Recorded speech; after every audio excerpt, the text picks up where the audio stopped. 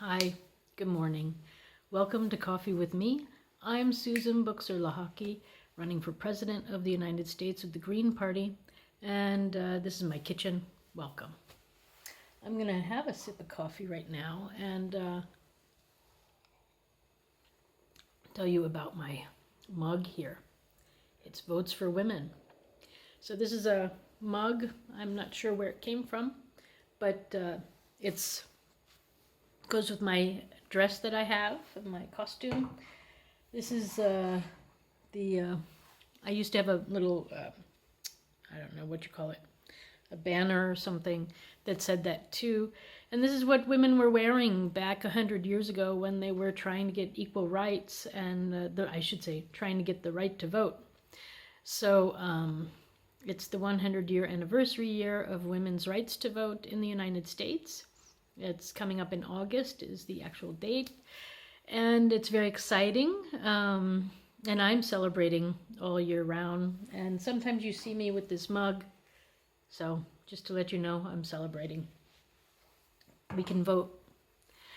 It wasn't always so, and so I'm really happy that we can.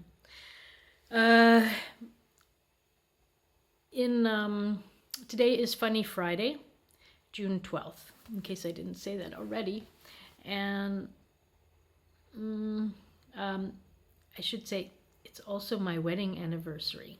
So this was our church wedding. We 2 days ago, so on the 10th we had our civil, and then this would be our church wedding anniversary. But like I said, we're getting a divorce, so we're not really celebrating the anniversaries anymore, but we'll have some sort of a nice meal on the weekend. And, we're starting up a friendship now. So it's good. It's all good. But what I want to tell you is some of the funny things, because it's Funny Friday, about our wedding.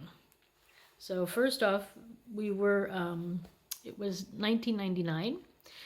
And my husband is a Reformed in the Reformed church here, so a Protestant. And since I wasn't really following any church at the time, we decided that we would get married in his church. We went to sign up for it, or we were about to request a date, and then it turns out that they were putting scaffolding up all around the church to get ready for the year 2000.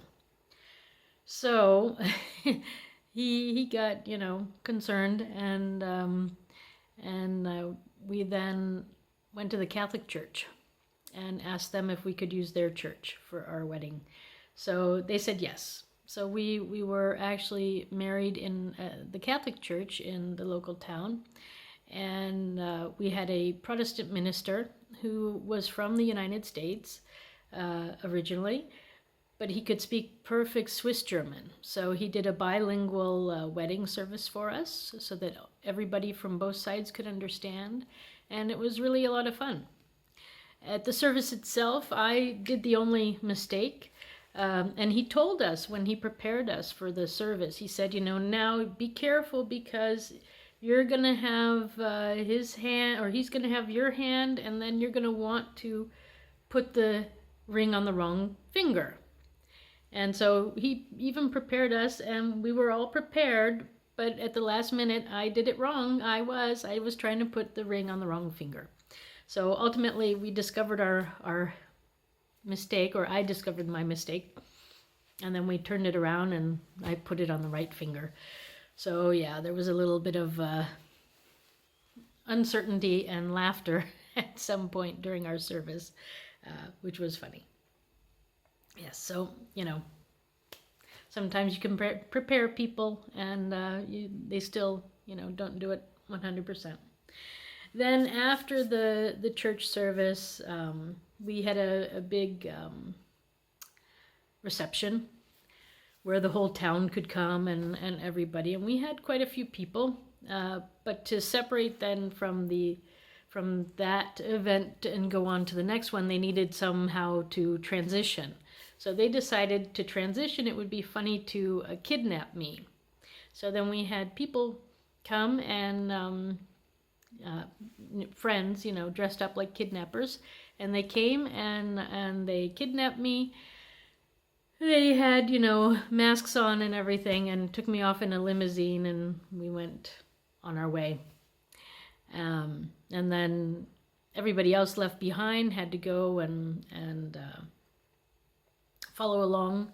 The ones who were invited for the rest of the event, they boarded a bus, and then we headed on our way. And they had to find me, and then Chris had to golf. Had to get a certain amount of golf balls into a bucket somewhere to get me back, which he did. And then I was free again. But I was kidnapped for a little while. And yes, I mean, and I guess it's a good thing we were in Switzerland. In other places, who knows what people might have thought. But, it's a small town-ish feel, so I guess people knew that it was all in good jest. And then what they also do here is they often somehow get keys to apartments, these friends. And then they like to do things. So I'm going to put some pictures on here later, which shows that, they moved our bedroom into the dining room and our dining room into the bedroom. And they put liquid laundry detergent into our dishwasher, which made it bubble everywhere. And they planted a tomato plant in our toilet.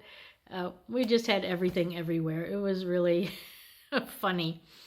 And so, yeah, I could really laugh at it because I'd never seen anything like it. And I thought that was kind of cute. But again, my husband was not so happy. He was, it was a tough thing for him.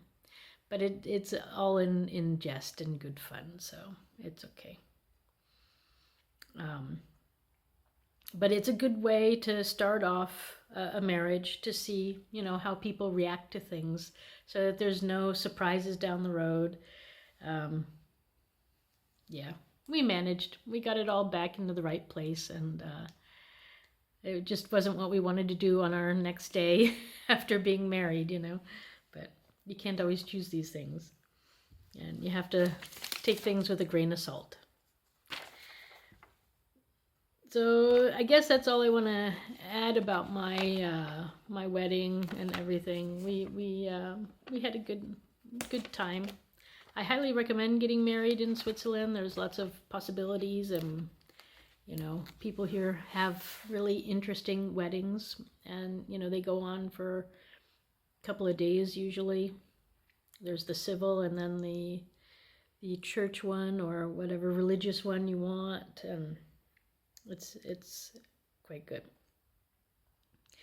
So to change the topic briefly to something more serious, the peaceful protests that have been going on about the police brutality and things, and even police sort of not doing their jobs by not sending in the samples that they had for I don't know how many rape